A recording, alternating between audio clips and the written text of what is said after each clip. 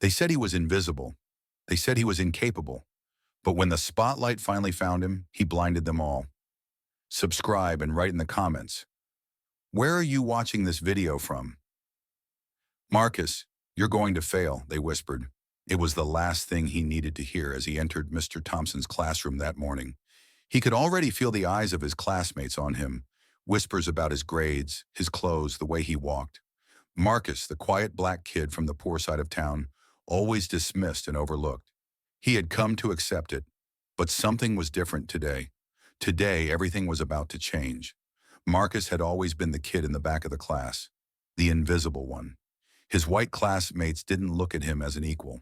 They saw him as a stereotype. Lazy, incapable, destined for failure.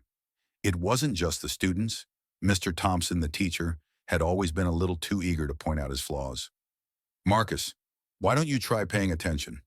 Mr. Thompson would say when Marcus zoned out, head down on his desk, as if his presence didn't matter enough for anyone to care. It wasn't until that one day that everything shifted.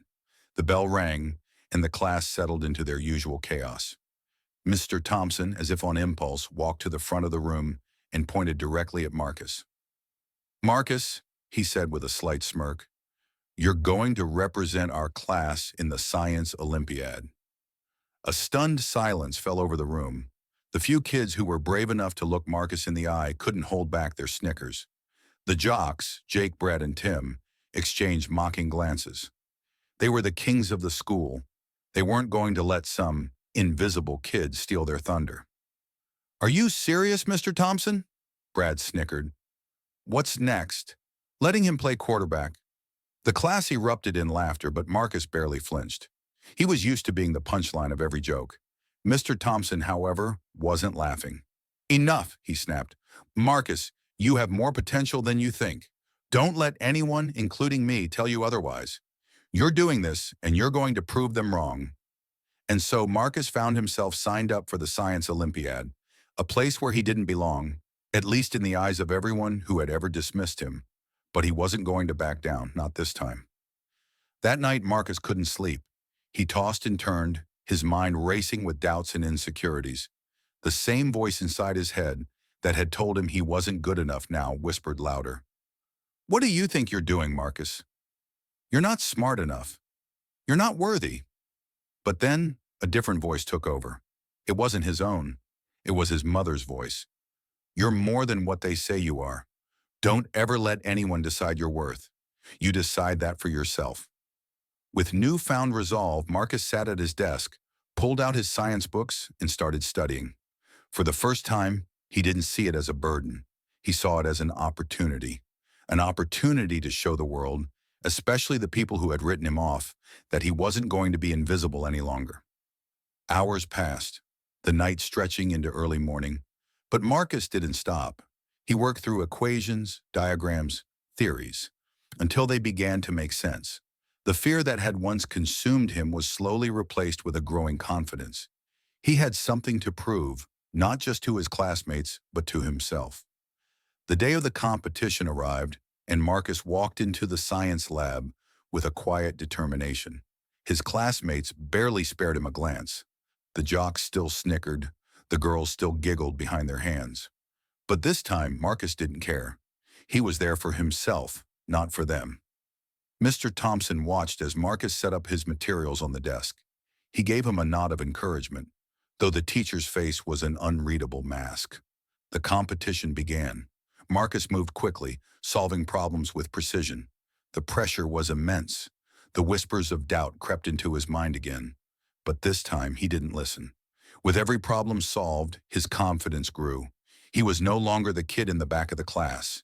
He was the kid who would make them look twice. The final bell rang, and the competition came to an end. Marcus stood at his desk, waiting for the inevitable. The jeers, the mocking laughs, the "I told you so's."